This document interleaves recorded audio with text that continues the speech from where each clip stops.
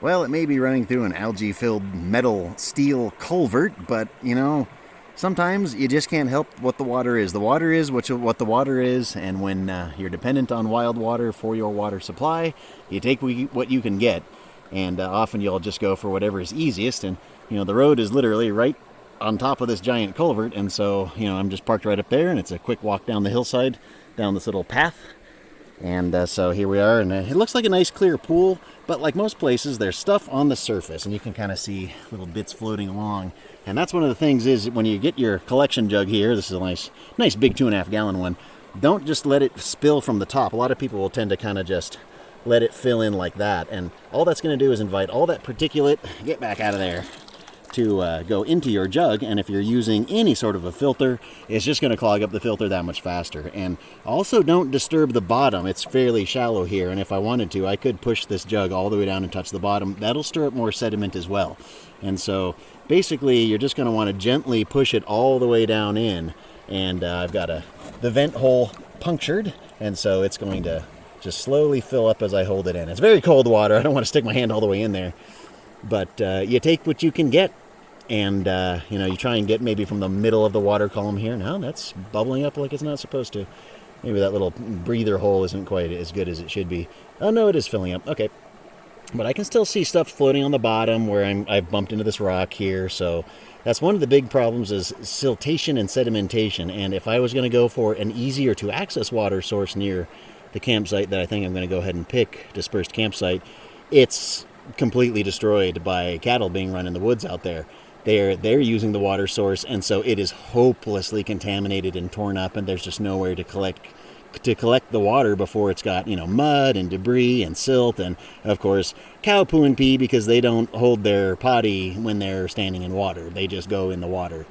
And you should probably know that if you like to use any of Oregon's rivers, everywhere upstream cattle are being run or other livestock, and they are pooing and peeing directly in the water. So even this water could be contaminated, and that's one of the shames is I have no choice but to touch this water.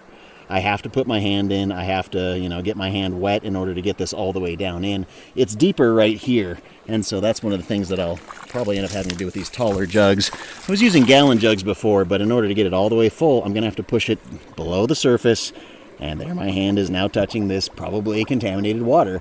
And I'm just going to have to be careful to not stick it in my eye or down my throat or something until I'm, got in a position where I can disinfect it a little bit. I do have some alcohol wipes that would probably help. But these little breather holes are nice and all, but they don't stay sealed with tape even when you're trying to drive around with them. So I'm going to have a wet back of the truck from all 4 of these. I got 4 of these jugs.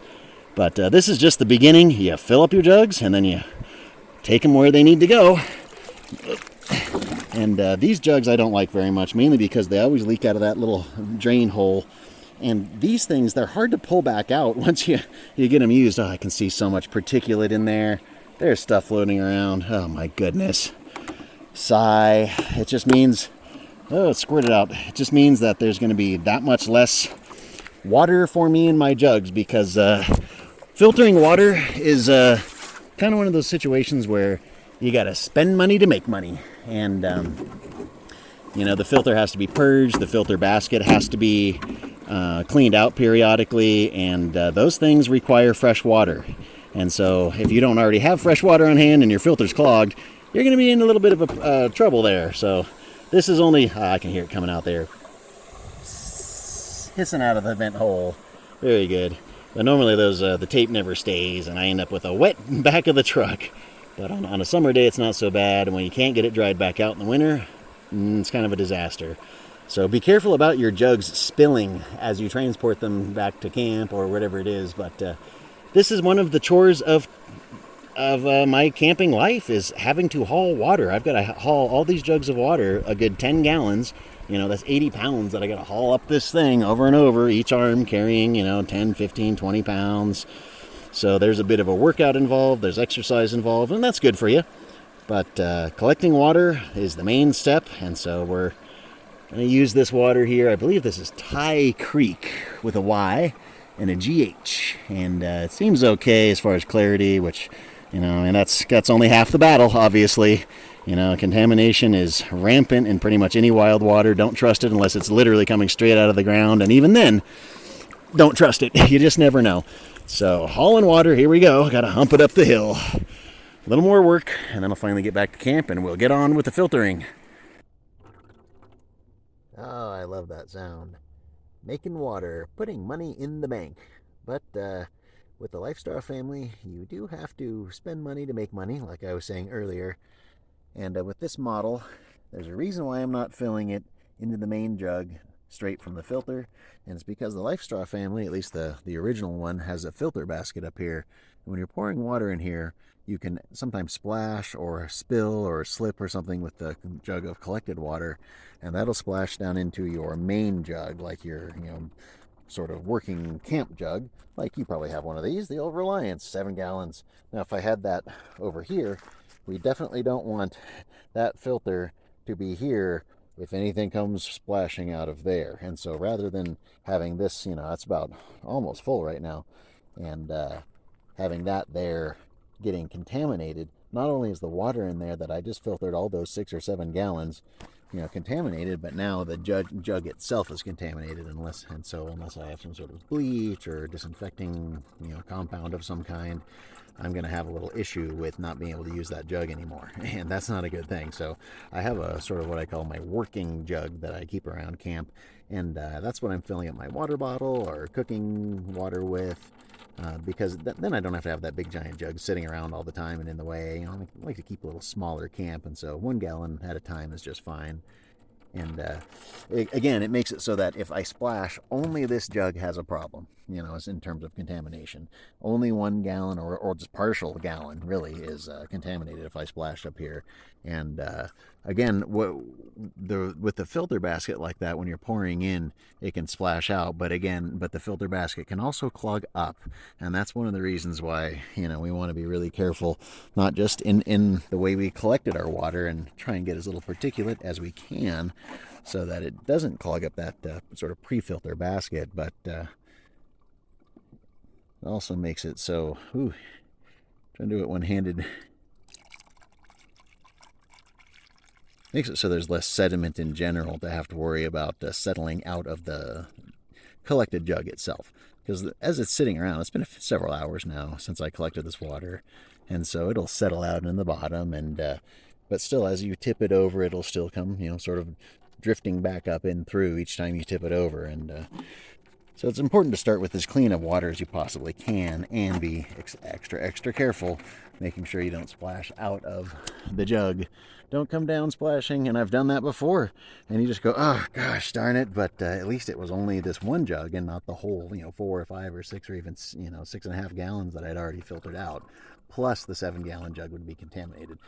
And so there it goes, tips on over from the weight.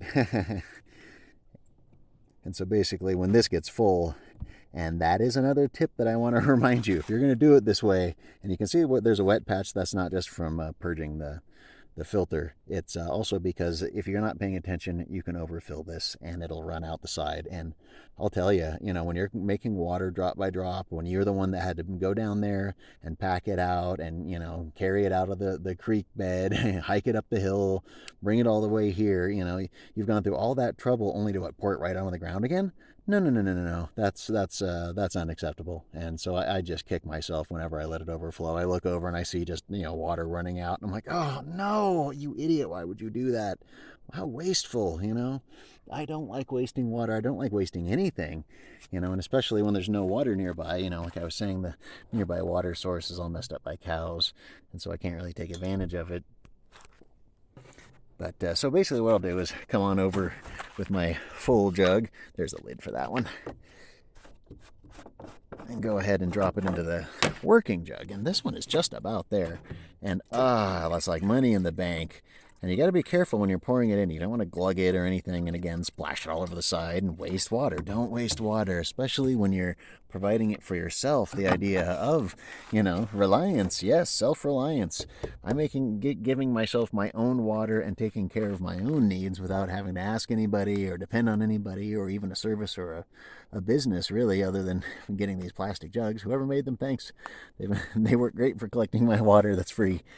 But, get yourself a water filter, some collection jugs, and do it the right way. Whoops. And you can make sure that you always have water in camp. But again, just don't waste it.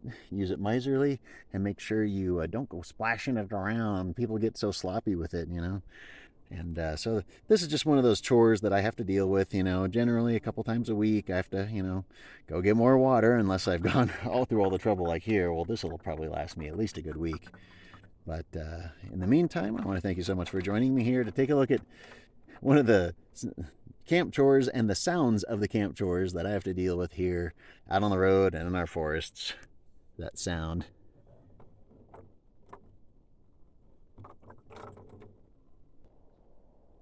And as I collected quite a bit of water, the chore extended into day 2.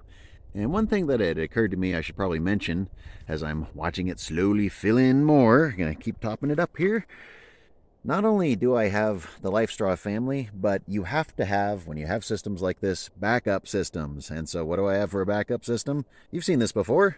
This is what I kind of rigged up to make my own water bag system. I already needed the Platypus, so went in and bought the Platypus to replace the old one that was broken, and then just attached a chunk of hose to it, and at the bottom of the hose, the Sawyer. So I've got another gravity feed system, and I do have, of course, the syringe for purging this. This clogs up a lot more often, though, which I don't really like. There's no prefilter, so I have to be really careful about the water I collect in this bag.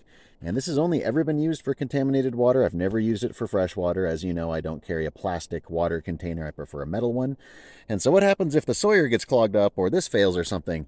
Well, worst case scenario, back to the good old standard LifeStraw. And you have seen this before in a long, long ago video. Not this exact one. This is this year's current one. I tend to buy a new one every year because I use them so much. They only are good for so many gallons. I always put a bunch of tape on it so you have a finger thing to hold on to while you're dipping it into the water. And guess what? I have a whole bunch of Gorilla Tape that I can do any kind of thing with. So this is kind of like my knife. I also have multi-use everything. I don't like single-use stuff. So there's, a little neck cordage. There's a whole bunch of actual duct tape there. And it's a water filter, so got your backup, plan C, got plan B, and of course plan A, working along, making water. So this is, kind of one of the important things. If you're going to live like this, if you're going to be out on your own, you got to have backups of your backups, And so that's kind of a little addendum here to the whole project is, yes, there are backups. You got to have them.